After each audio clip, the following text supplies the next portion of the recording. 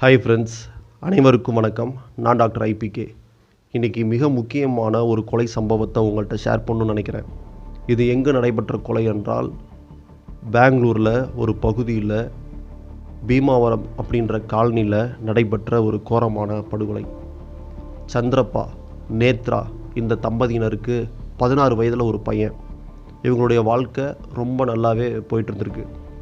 சந்திரப்பா ஒரு building contractor, நல்லா சம்பாதிக்கக்கூடிய ஒரு நபர். ஆனால் அடிக்கடி வீட்டை விட்டு போகக்கூடிய ஒரு சூழல் பணி நிமித்தமாக. இந்த அடிப்படையில் இப்படியே அவங்க வாழ்க்கை நகர்ந்து கொண்டிருக்கிறது. ஒரு நாள் பார்த்தீங்க அப்படின்னா, திடீர்னு அக்கம் பக்கத்தினரெலாம் ஒரே கூச்சல் குழப்பம் இந்த மாதிரி இருந்திருக்கு. அந்த வீட்டில் ஒரு நபர் செத்து கிடக்கிறாங்க அப்படின்னு சொல்லிட்டு உடனே போலீஸாருக்கு தெரிவிக்கப்படுது. போலீஸும் ஆன் த ஸ்பாட்டுக்கு வராங்க. அப்போ பார்த்தீங்க அப்படின்னா, அந்த நேத்ரா, அந்த 16 வயது நிரம்பிய ஸ்கூலில் படிக்கக்கூடிய இந்த பையனோட அம்மா அலங்கோலமாக பெட்டில் படுத்திருக்காங்க. உடல் முழுவதும் காயம். அவங்க அடித்தே கொலை செய்யப்பட்டிருக்காங்க அப்படின்றது பார்த்த உடனே தெரியுது. பக்கத்தில் ஒரு இரும்பு கம்பி.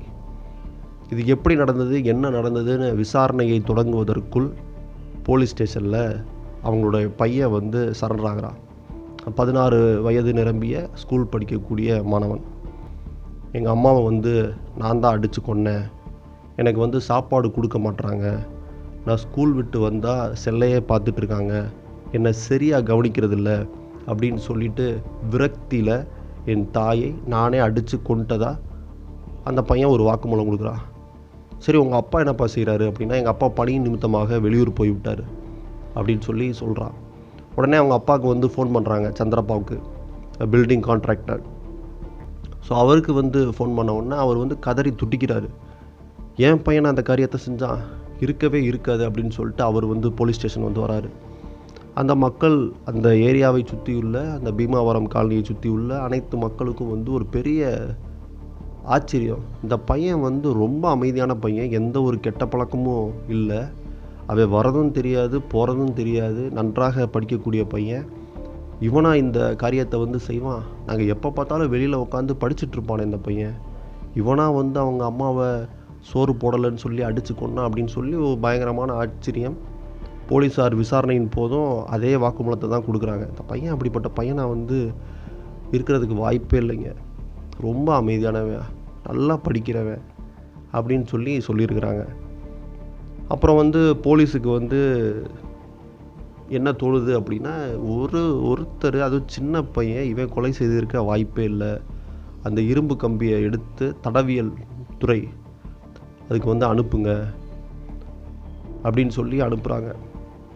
அப்போ பார்த்தீங்க அப்படின்னா, அந்த கைரேகை நிபுணர்லாம் அதை செக் பண்ணி பார்த்துட்டு அதில் 2 கைரேகை இருக்குது. உடனே அவங்க தந்தையை கூப்பிட்டு விசாரணை பண்ணுறாங்க. அவரையும் கைரேகையை பெற்றுக்கொண்டு விசாரணையை முடுக்கி விடுறாங்க. அதுக்கப்புறம் பார்த்தீங்க அப்படின்னா, அதில் 2 கைரேகை இருந்ததில் அதில் பையனோட கைரேகையும் அப்பாவோட கைரேகையும் இருந்திருக்கு. என்ன சந்திரப்பா, உங்களுடைய கைரேகையும் இருக்குது, என்ன நடந்துச்சு உண்மையை சொல்லுங்கள், நீங்கள் இப்போ வசமாக மாட்டிக்கிட்டீங்க, உண்மையை சொல்லிட்டீங்க அப்படி அடுத்தடுத்து ப்ராசஸை கரெக்டாக பண்ணிடுவோம், இல்லை அப்படின்னா வேறு மாதிரி கேட்க வேண்டிய சூழ்நிலை வரும் அப்படின்னு சொல்லி விசாரணையை தொடங்குறாங்க. அதுக்கப்புறம் தான் பல உண்மைகள் வெளியே வருது. என்ன அப்படின்னா, தாய் நேத்ரா அவர்களுடைய தவறான உறவின் காரணமாக இந்த கொலை நடைபெற்றது அப்படின்னு சொல்லி. தாய்க்கு இந்த அப்பா வேலைக்கு போயிடுறாங்க, பையன் ஸ்கூலுக்கு போயிடுறான். மீத உள்ள நேரத்தை அவங்க எப்படி செலவிடுவது அப்படின்னு சொல்லி தெரியாமல் வலைதள பக்கங்களுக்குள்ளே போகிறாங்க. ஃபேஸ்புக்கு, இன்ஸ்டாகிராமு, ட்விட்டரு அப்படின்னு சொல்லிட்டு. அந்த அடிப்படையில் ஒரு பையனோட பழக்கம் ஏற்படுது அவங்க ஏரியாவிலேயே. இதை அவங்க பையன் அப்பப்போ பார்க்குறான், ஆனால் பெருசாக ஒன்றும் கண்டுக்கல. ஆனால் அந்த பையன், அந்த பாய் பெஸ்டி, அந்த தாய்க்கு தவறான உறவின் பால் கிடைத்த ஒரு நட்பு, அடிக்கடி வீட்டுக்கு வரான். பையன் இருக்கிறப்பே அவங்க அம்மாட்ட பேச ஆரம்பிக்கிறான். இதெல்லாம் பார்த்து பையனுக்கு இது பிடிக்கல. அவங்க அப்பாட்ட சொல்கிறான். அந்த அடிப்படையில், என்னம்மா பையன் ரொம்ப நேரமாக வீட்டுக்கு வந்து உக்காந்துருக்குறான் ஸ்கூல் முடிஞ்சு. நீ எங்கே போகிற, என்ன பண்ணுற, ஒழுங்காக சமைக்கிறதும் இல்லை, என்ன எப்போ பாரு செல்லை பார்த்துக்கிட்டே இருக்கிற, உன் ஆக்டிவிட்டீஸே சரியில்லையே அப்படின்னு சொல்லி அவர் வந்து கேட்குறாரு சந்திரப்பா. ஆனால் இந்த அம்மா வந்து முன்னுக்கு பின் முரணாக பேசி ஒரு மாதிரி அவரை இரிட்டேட் பண்ணுற மாதிரியே பேசியிருக்கிறாங்க. ஒரு நாள் என்ன பண்ணுறாங்க அப்படின்னா, February 2ஆம் தேதி கண்டிப்பாக இது என்னென்னு விசாரித்தே ஆகணும்னு சொல்லிட்டு சந்திரப்பா வந்து ரொம்ப கோவமாக வந்து இருக்கிறாரு. நேற்று பையன் வந்து 3:30க்கெலாம் ஸ்கூலை விட்டு வந்துட்டான், நீ எங்கே போயிருந்த அப்படின்னு சொல்லி வாக்குவாதம் ஆரம்பிக்குது. ஒரு கட்டத்தில் என்ன பண்ணுறாங்க அப்படின்னா, அந்த பையன் வெளியே உட்காந்துக்கிறான், வீட்டுக்குள்ளே வாக்குவாதம் நடக்குது. ரொம்ப கோபம் முற்றி அவங்க அப்பா இரும்பு கம்பியால் எடுத்து அடித்து விடுகிறார். சர மாதிரி அடித்து ஆன் த ஸ்பாட்டில் நேத்ரா அவர்களை கொன்று விடுகிறார். ஸோ கொன்னதுக்கப்புறம் பெட்டில் போட்டு அவங்க பையன்கிட்ட போய் அவங்க அப்பா அழுகிறாரு. உங்கள் அம்மாவோட நடத்தை சரியில்லை, கோவத்தில் அடித்து கொண்டுட்டேன், இப்படி அவமானப்படுத்துகிறா, சுற்றி முற்றி சொந்தக்காரங்களாம் இருக்கிறாங்க, ஒரு பையனை கூப்பிட்டு வச்சு வீட்டில் வச்சு பேசிக்கிட்டு இருக்கா, வயதுக்கு வந்த பையன் நீ இருக்கிறப்ப அவன் வந்து வீட்டுக்கு வந்தால் நல்லா இருக்குமா, கோபத்தில் அடித்து கொண்டுட்டான்னு சொல்லி அழுகிறாரு.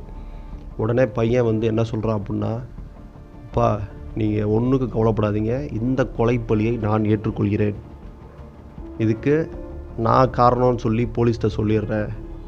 அப்படி அவங்க கைது செஞ்சால் எனக்கு வந்து ஜஸ்ட்டு 2 இயர்ஸ் தான், சிறுவர் சீர்திருத்த பள்ளியில் தான் அடைப்பாங்க, நான் அங்கேயும் நல்லா படிப்பேன், நீங்கள் சம்பாதிக்கிற வேலையை மட்டும் பாருங்கள், இதை மறந்துடுங்க அப்படின்னு சொல்லிட்டு அந்த இரும்பு கம்பியை பெற்றுக்கொண்டு அவனும் செத்த தாயை அடிக்கிறான்.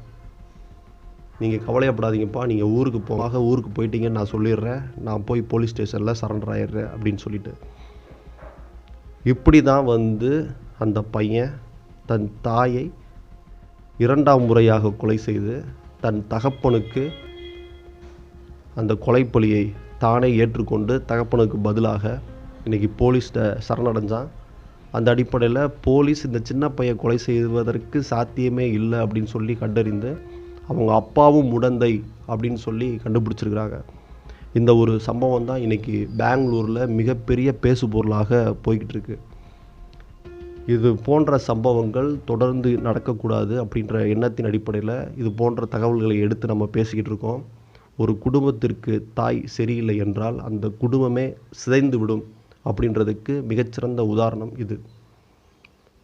நீங்கள் இந்த சம்பவத்தை பற்றி என்ன நினைக்கிறீங்க அப்படின்ற உங்கள் கருத்துக்களை எங்களோடு கூட பகிர்ந்துக்கோங்க. நன்றி, வணக்கம்.